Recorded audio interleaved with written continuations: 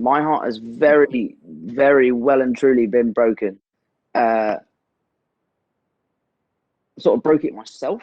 This movie, I'm sure you've heard it a gazillion times, even watching the interview with Robert Downey Jr., who called it your best work. Is it safe to say, in your opinion, this is the best work you've ever done? I mean, you're good in everything, but where does this fall for you? Uh, I'd say it's up there. I'd say it's up there. I'm incredibly proud of this movie. I worked incredibly hard. But then again, films like Spider-Man Homecoming, where I had to step up and prove myself as the web slinger, I think people seem to have an idea that it was a bit of a fluke on the first one. And then the second one, we really felt like we needed to prove ourselves. So, I've got lots of work that I'm really proud of, but no work that has been quite as difficult as making Cherry. I have to tell you, I've been interviewing you since The Lost City of Z and In the Heart of the Sea. You're fantastic, really, in everything, and people Thank you. will get to see that in this. I know we don't know each other well, but I want to get just a little personal because this is such an amazing love story, and it's so heartbreaking on so many levels. And clearly, he joins the army to cope with loss and heartbreak. What is the most impulsive thing you've ever done to cope with heartbreak, or has your heart ever been broken, Tom Holland? Yes, my heart has very, very well and truly been broken. Uh, Sort of broke it myself. Okay. Okay. Yeah. I'm not sure if I'm going to talk about the impulses of what. I'm not going to talk about Okay. that, but I will say that I have been heartbroken and it was my fault. I guess, Okay. kind of. Yes. Well, it makes you think too. I mean, it is so sad when you see what lengths people go through to cope with loss, and there are so many things that are personal to the Russos about this. I know they didn't tell you much about what it was about initially, but when you found out their personal connection to the story and why this mattered to them, did that change anything for you, or would you have done the same thing that you did without knowing that? No, I don't think I would have. I think knowing how personal this was to them and how important it was to them, those two boys changed my life. They cast me as Spider-Man. They put me on the map. They gave me an opportunity that I could never have dreamed of. So I felt like I owed them. I felt like I was in debt to them. So doing this film for me, and I think the reason why I worked so hard and the reason why I kind of pushed myself to the places I did was to thank them, because I could see how passionate the two of them were about making this film fantastic. And I'm really glad that they had me along for the ride. Is the score even now? Is there anything that you have to still say yes to, or are you okay now saying no to them? No, I will always say yes to those boys. I cannot Yeah. tell you how much they've changed my life and for the better. And they've given me endless opportunities to explore the world and do amazing things. So I'm very, very lucky to have those two lads in my life. Well, they're lucky to have you. Thank you so much. I hope we do this next time in person. And I hope you say yes to a golf outing in Scottsdale. I think you're due for a little relaxation after this film. I You're a think good I am ringer in too. this. I think I Yep. am too. Thank you, All Tara. right. How are you? I'm doing great, you guys. What an absolute honor. I had the privilege of talking to you for the Avengers junket. I still owe you that thank you card, which I left in the hotel room and left again for that film. And thank you for this movie. It is truly incredible. And I know that Tom has talked about the fact that he didn't really have a personal connection necessarily to the subject matter, whereas you both did. Did that matter to you at all? If he had had a connection, do you think it would have changed this outstanding performance in any way? No, not at all, because he's a very dedicated, committed actor. He's a very empathic human being. He wanted to make sure that he conveyed the story of those who have been addicted and of veterans who suffered from PTSD with an incredible amount of detail. He spoke to dozens of consultants.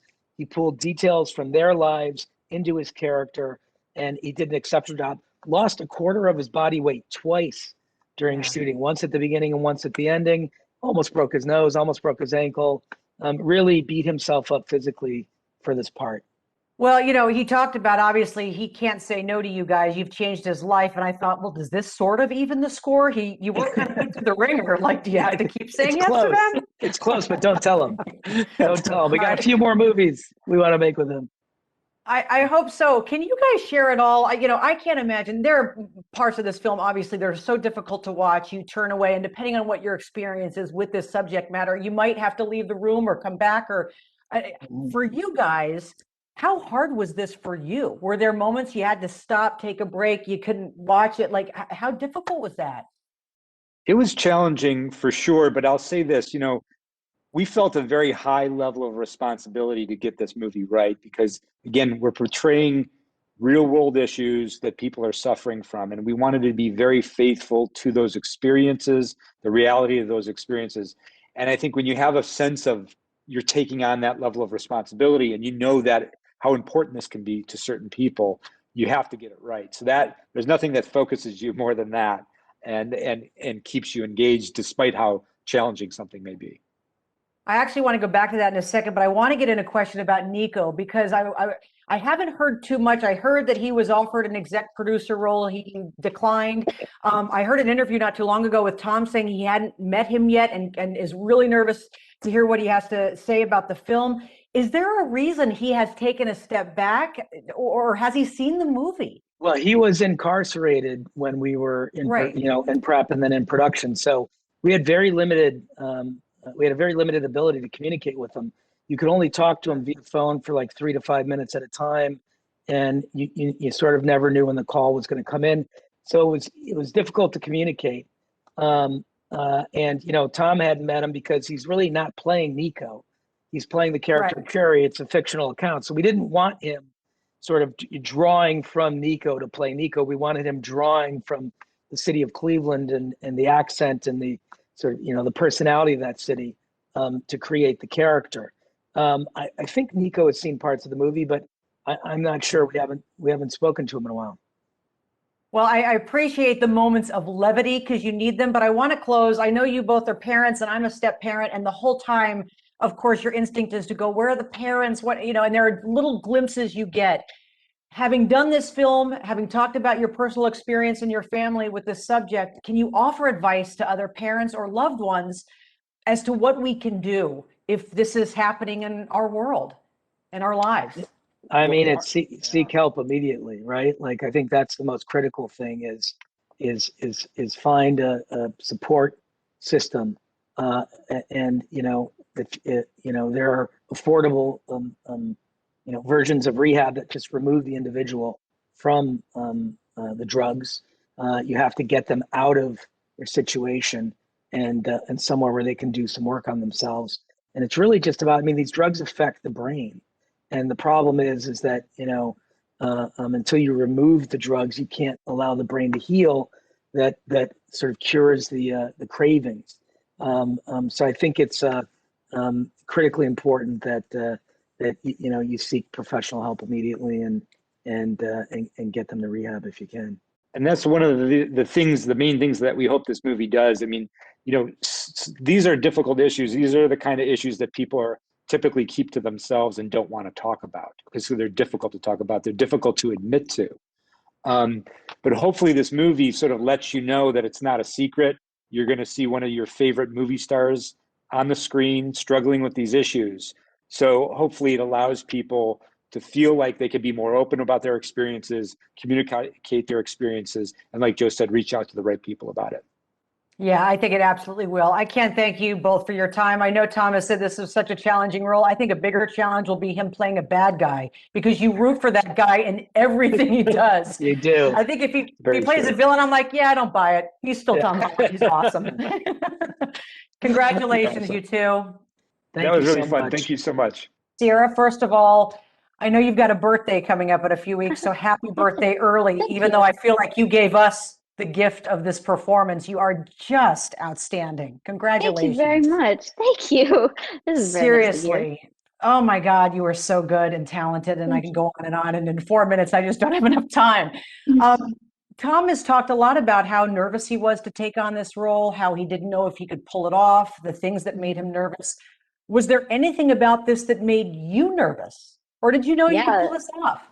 No way. This whole movie made me nervous. It's such an intimidating story to have to take on. You're telling so many important stories in one movie, and it's not just the story of these characters. Like Tom says, it's the story of millions of people worldwide. There's a lot of responsibility that comes with that, and in turn, a lot of pressure. I'm a parent. I've got 3 stepkids. I know you're not a parent yet, but what was I found myself throughout the movie thinking, we're the parents, just kind of your instinct. And I know your character, we get to see them briefly.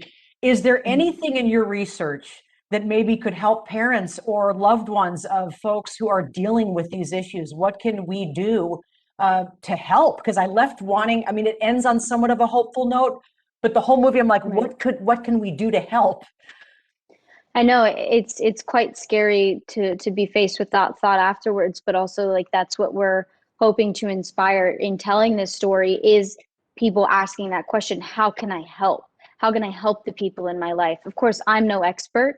I think someone else is going to have something far more beneficial to say on this topic, but being a support system and also encouraging the person in your life who may be struggling with this to reach out for professional help, because that is truly the only way you're going to be able to come through the other side of this a happy and whole, healthy person for both yourself and for the rest of your family. I know we just met on Zoom, no less, so we don't really know each other well. I hope you don't mind me getting a little personal, but part of this movie, it's all this love story and the impulsive thing he does to deal with loss. He joins the army.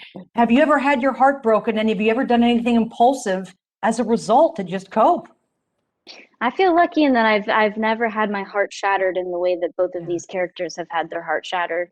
I feel extraordinarily privileged in that light. I am terrified of what that experience would look like for me. You'll probably see me with bright red hair or none at all. No, But I no. certainly won't be signing up for the army. That's not going to be my first move. Well, I'll tell you what, good music, sometimes sappy music helps a little bit, maybe some yoga, just FYI. Lots of Patsy Cline in this house, that's for sure. Yeah, there you go. I know you've talked a little bit about the value of getting to know Tom beforehand and spending time visiting with him. What did you guys do? Do you literally just hang out and shoot the breeze and get to know each other? Yeah, I'm sure it's so boring for people to hear. They're waiting for like something juicy or interesting, but it's like we sat on his couch and watched Aladdin and then sat on the porch and had a cup of tea and talked about our families and golf and our pets and our likes and our dislikes. The same thing you would talk about with anybody else. It's the best way to bond with another person is to just be. I also feel like we were lucky that we were able to take on the dope life portion of the film first, because when you're going to those emotional levels with another person, it really forces you together and it creates this unbreakable trust and bond. Well, you guys are magic together, and I could watch the two of you all day long. I hope the next one's in person, Ciara, because I just want to give you a I hope hug so too. after what you went through and wish you a happy birthday in person. Thank you so much. It was really nice Take talking to care. you. Have a good rest of your day. You too. Thanks for your time.